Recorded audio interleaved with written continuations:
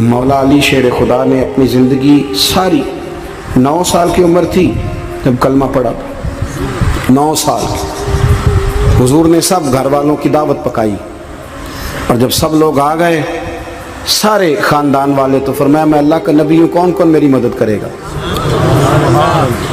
آپ کو بتائیں نا کہ جب مشکل وقت آتا ہے نا، یہ تو تب پتہ چلتا ہے نا ساتھ کون چلتا ہے۔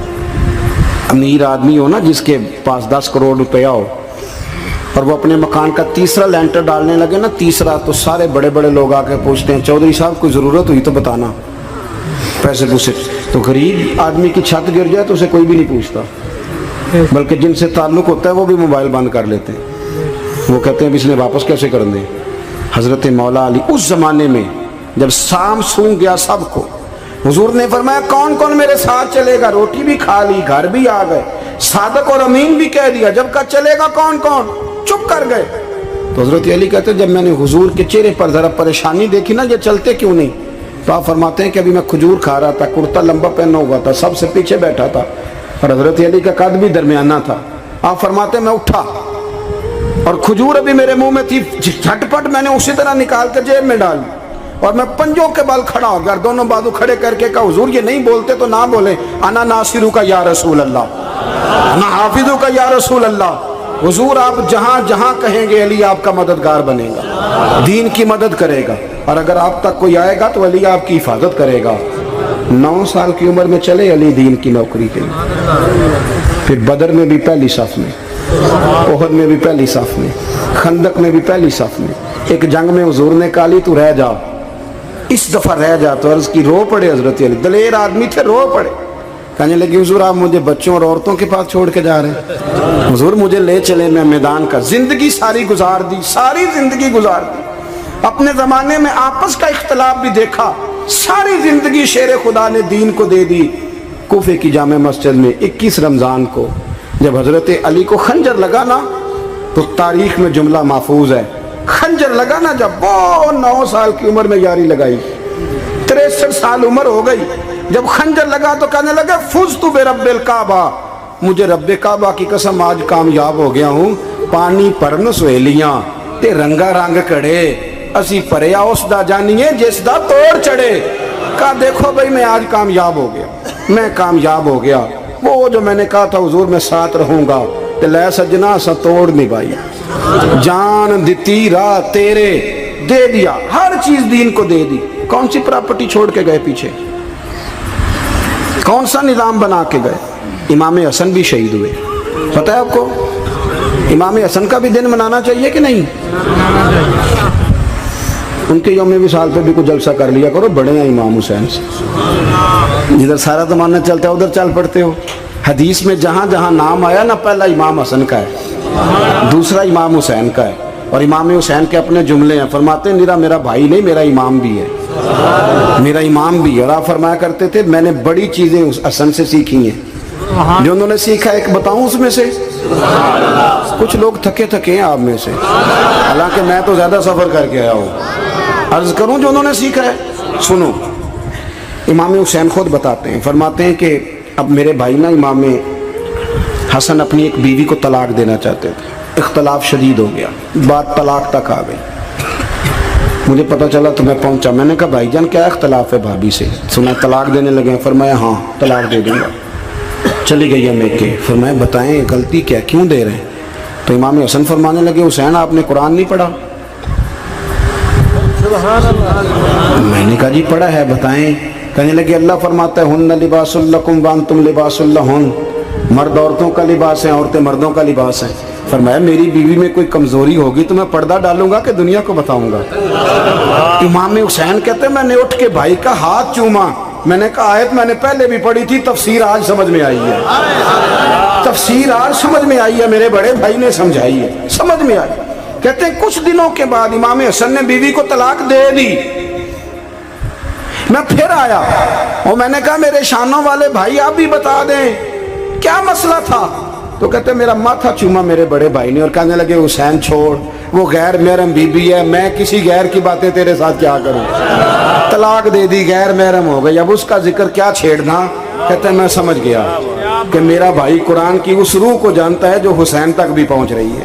بھائیو इमाम हसन रदी अल्लाह ताला अन्हु, आपको पता है ये कायनात का वो अजीम शख्स है हसन इब्ने अली, वो अजीम हस्ती है जिसने ताज छोड़ दिया, तख्त छोड़ दिया, पर नबी पाक की उम्मत को जोड़ दिया। नबी करीम ने इनको अपने साथ बिठा के कहा था, सही बुखारी में मौजूद है, कहा ये मेरा बेटा हसन सैयद है, या मुसलमानों की दो जमातें लड़ेंगी तो ये सुलह कराएगा। हजरत इमाम हसन ने तख्त छोड़ा, ताज छोड़ा, लेकिन मुसलमानों को आपस में इतनी बड़ी कुर्बानी, इतनी बड़ी कुर्बानी।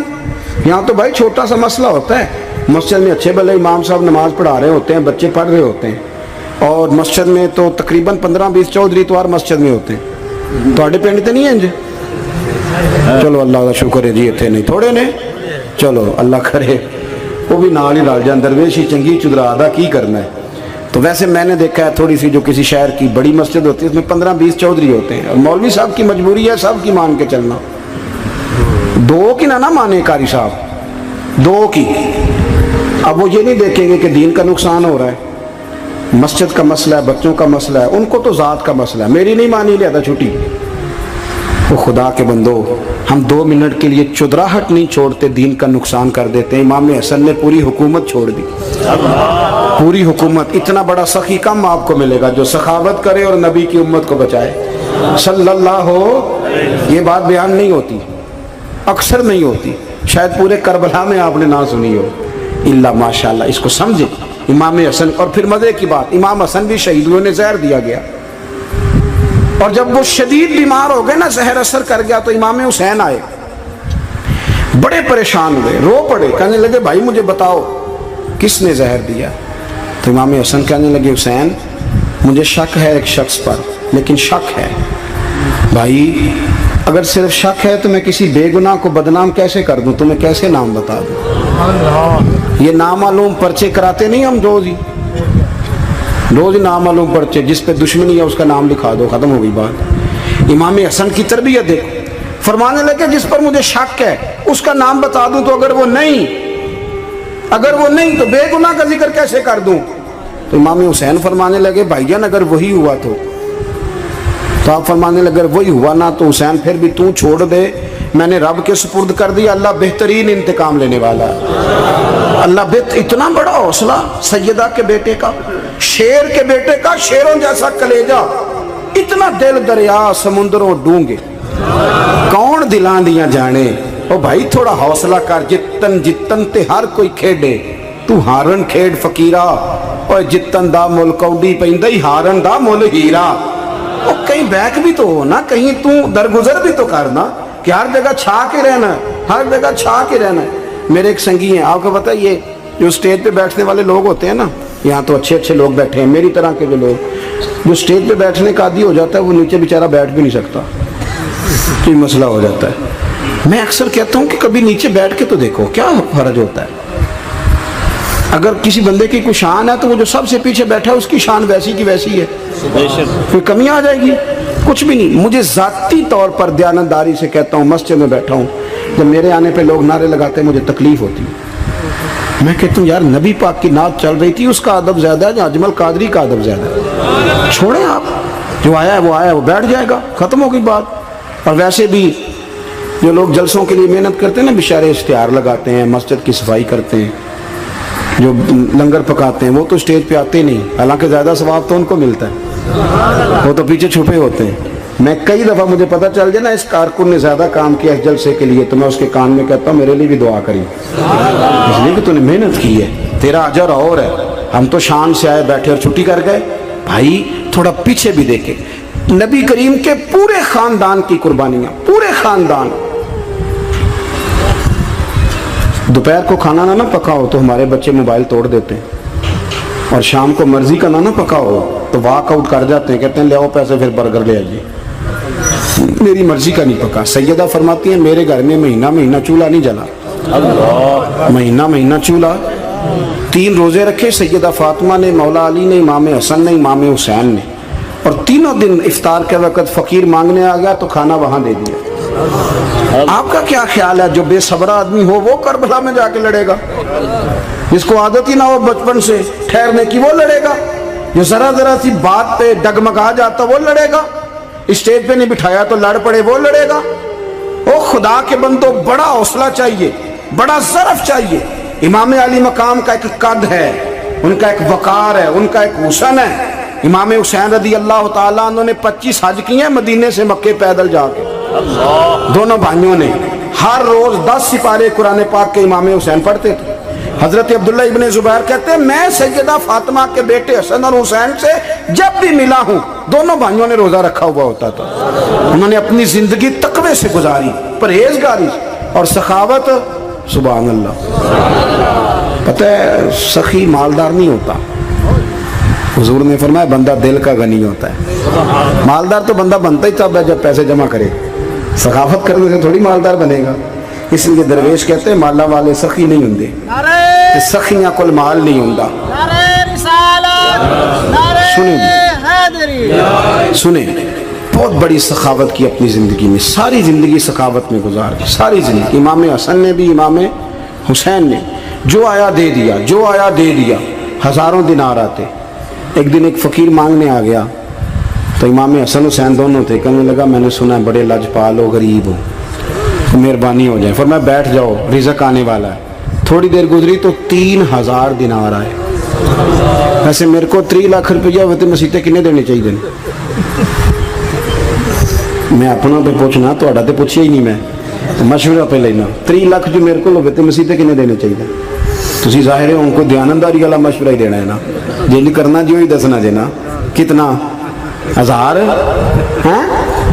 میں کبھی کبھی پیار سے بات سناتا ہوں۔ ایک سنگی میرے پاس آیا، کہنے لگا سب دعا کرو اللہ میں پیسے دے، میں وہ راہ دیاں گا۔